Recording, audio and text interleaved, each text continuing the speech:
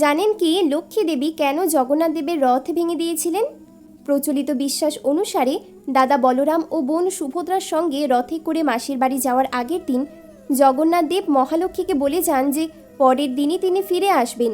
কিন্তু 4 দিন পরেও তিনি না ফিরলে স্বামী কেমন আছেন সেই চিন্তায় উদ্বিগ্ন হয়ে ওঠেন মহালক্ষ্মী। 5 দিনের দিন দেবী বিমলার পরামর্শে জগন্নাথের মাসির বাড়ি গুন্ডিচা মন্দিরে পালকি করে উপস্থিত হন তিনি।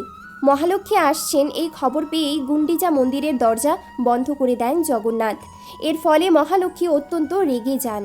পত্নীকে ছেড়ে জগন্নাথ দাদা ও বোনের সঙ্গে সুখে দিন কাটাচ্ছেন বুঝতে পেরে প্রচণ্ড অভিমান ও রাগ হয় তার। রাগের চোটে অনুচরদের নির্দেশ দিয়ে জগন্নাথের রথ নান্দিঘোষের কিছুটা অংশ ভেঙে দেন তিনি। এই প্রথা আজও সাড়ম্বরে পালিত হয় পুরীতে। মহালক্ষ্মীর দ্বারা নান্দিঘোষ ভাঙার এই প্রথা রথভঙ্গ নামে পরিচিত।